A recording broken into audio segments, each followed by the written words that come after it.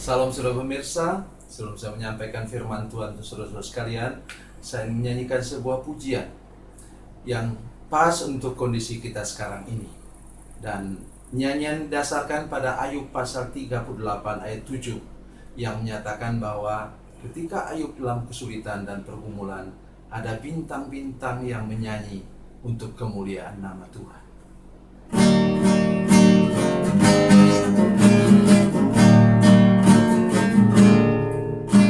Tiada tampak terang di tengah hujan badai, sang pengembara merintih tak berdaya. Tinggal satu harapan, bila bintang bersinar, menunjuk kepada jalan yang benar. Bintang-bintang menyanyi nyanyian surgawi, membangkitkan nikmat hidup ini, 1000 tahun lagi.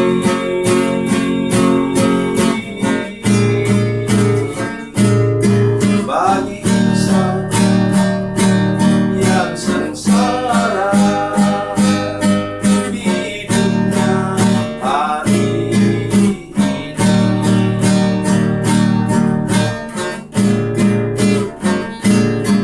satu pandang bintang di celah kabut gelap, ini muncullah harapan dalam hati. Walaupun ku sendiri, ku tahu Tuhan ada, alamat Bapa cinta bintang itu. Bintang-bintang menyanyi nyanyian surgawi, membangkitkan nikmat hidup ini, 1000 tahun lagi.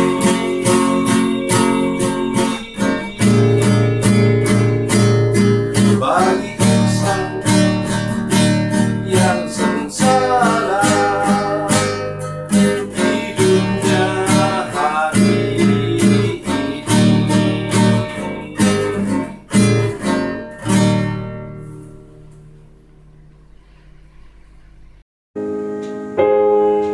Salam saudara pemirsa, selamat berjumpa kembali dengan kami dalam program Berita Pengharapan. Hari ini saya ingin mengunjungi saudara-saudara sekalian. Sebenarnya ayat firman Tuhan ini untuk hari Natal, tetapi saya harus sampaikan karena ada sebuah keajaiban yang akan mengunjungi saudara sekalian kalau saudara sungguh-sungguh serius mencari Tuhan. Sebelum lebih jauh mendengarkan firman Tuhan, mari kita berdoa. Bapa, dalam nama Yesus, terima kasih banyak untuk kebenaran firman Tuhan yang sebentar akan kami dengarkan bersama. Kami berdoa supaya kami menjadi orang percaya yang serius mencari Tuhan, memperhatikan tanda-tanda alam untuk kami mencari Tuhan lebih jauh, lebih dalam. Terima kasih Tuhan, terpujilah nama-Mu, dalam nama Yesus kami berdoa. Haleluya, amin. Saudara pemirsa, mari kita membaca firman Tuhan dari Perjanjian Baru, Injil Matius pasal 2 ayat 1 dan 2. Matius pasal 2 ayat 1 dan 2. Sesudah Yesus dilahirkan di Bethlehem di tanah Yudea pada zaman Raja Herodes, datanglah orang-orang Majus dari timur ke Yerusalem dan bertanya-tanya, di manakah dia, raja orang Yahudi yang baru dilahirkan itu? Kami telah melihat bintangnya di timur dan kami datang untuk menyembah dia. Amin. Saudara pemirsa, kalau saudara salah melihat firman Tuhan ini, saudara mengatakan bahwa Yesus itu lahir salah waktunya. Kenapa? Yang memerintah adalah Raja Herodes yang haus darah itu, saudara sekalian. Tidak, saudara sekalian. Justru sebaliknya, ketika kita menghadapi kesulitan, bahkan ancaman maut, di sana Tuhan mau turun tangan, melepaskan kita, dan melaluinya kita mempermuliakan nama Tuhan, karena kita sudah punya pengalaman yang luar biasa bersama-sama dengan Tuhan. Saudara pemirsa, itu yang dialami oleh orang Majus. Yang pertama, mereka mungkin ahli perbintangan, sehingga mereka bisa melihat, ada satu bintang yang baru. Bintang ini kok lain dari yang lain ya. Sehingga kemudian mereka memanggil teman-teman mereka. Itu kata para penafsir, mereka mengambil teman-teman mereka dari 3 negara yang paling maju dan paling kuat di Timur Tengah pada waktu itu. Dan kemudian mereka bersama-sama datang mencari Yesus.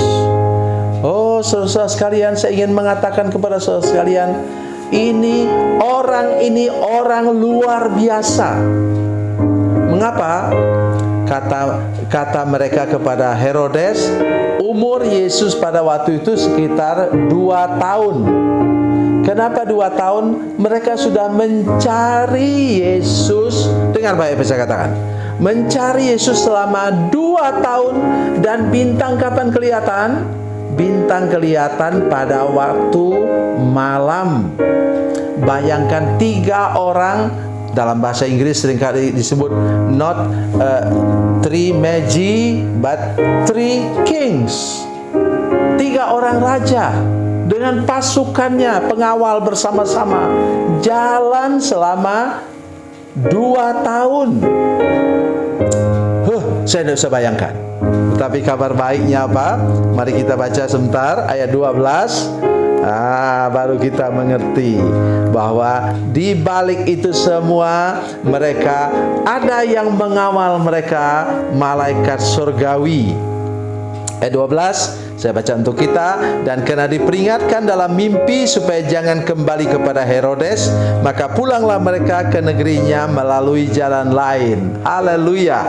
Ada malaikat Tuhan yang tidak nampak yang menjaga mereka, sehingga waktu mereka mau kembali kepada Herodes dari Bethlehem, Tuhan menyuruh mereka pergi lewat jalan lain. Begitu juga hidup kita, saudara sekalian. Boleh jadi sekarang saudara seperti berjalan di malam gelap. Tidak ada usaha saudara yang berhasil. Rumah tangga saudara kacau dan macam-macam. Pesannya ialah carilah Yesus, cari Yesus, temukan Yesus. Dialah jalan keluar yang terbaik untuk menyelesaikan masalah saudara sekalian.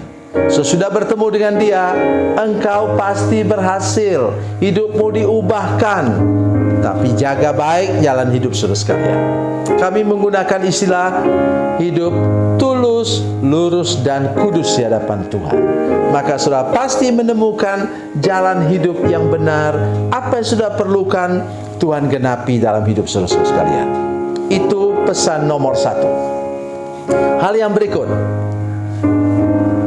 logika dari orang Majus ini ialah kalau Yesus itu putra mahkota, maka tentunya dia lahir di mana? Di ibu kota. Terjebaklah mereka ke sana, ya, bertemu dengan Herodes, karena Herodes yang waktu itu raja di situ. Saudara pemirsa, serohani apapun kita, seperti apapun sikap kita mau mencari Yesus, pesan yang sangat penting untuk kita hari ini ialah tolong taklukkan logika kita kepada hikmat Tuhan.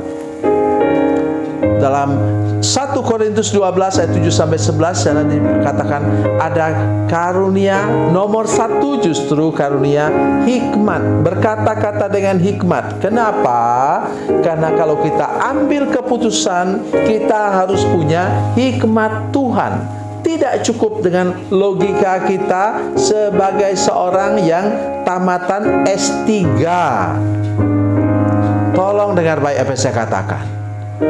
Taklukkan pikiran kita di bawah hikmat Tuhan. Ada firman Tuhannya. Apa dari firman Tuhan mana? Efesus pasal 1 ayat 17. Dengar itu baik-baik. Supaya apa? Jangan saudara terjebak dengan logika saudara dalam bisnis, dalam usaha, dalam pekerjaan, dalam karier, profesi saudara sekalian. Jangan. Ya, supaya saudara punya hikmat Tuhan dan Tuhan menolong saudara untuk ambil keputusan yang terbaik seperti para Majus. Untung memang Tuhan menyertai mereka sehingga mereka dapat sampai kemana? Sampai ke Bethlehem dengan selamat. Oh, saudara-saudara sekalian, bila engkau sekarang sedang mencari Tuhan, maka engkau pasti menemukan Tuhan. Dan di sana lewat penyembahanmu kepada Yesus, lewat sikap hatimu yang hormat kepada Yesus, engkau akan dijaga, dilindungi oleh Tuhan dan diberikan berkat yang terbaik. Tuhan Yesus memberkati, Tuhan Yesus baik. Mari kita berdoa. Bapa, dalam nama Yesus, terima kasih banyak untuk firman Tuhan ini. Kami berdoa supaya semua pemirsa ditolong oleh Tuhan untuk mencari Tuhan dengan serius. Dan bila sekarang kami melewati lembah kekelaman, jalan yang gelap, tolong kami untuk lebih serius lagi mencari Tuhan. Dan kami tahu ketika kami bertemu dengan Tuhan, yang gelap menjadi terang, yang terpuruk menjadi terangkat kembali, dan bahaya maut dilepaskan daripada kami, dan kami dapat menang mengatasi segala macam masalah kehidupan ini. Terima kasih Tuhan. Terpujilah namamu Tuhan Yesus Kristus. Dalam nama Yesus, haleluya, amin.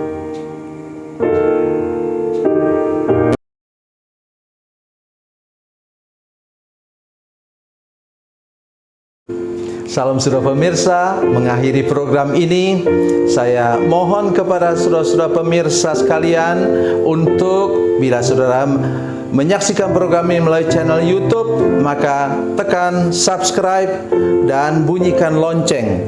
Dan bila saudara menyaksikan program ini melalui channel Facebook, tolong saudara-saudara sekalian tekan like dan juga komen.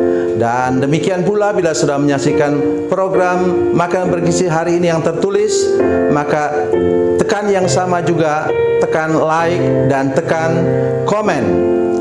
Dan tolong saudara-saudara sekalian untuk membagikan program ini, share program ini di channel saudara-saudara sekalian, supaya lebih banyak lagi orang diberkati melalui program ini. Tuhan Yesus memberkati, Tuhan Yesus baik.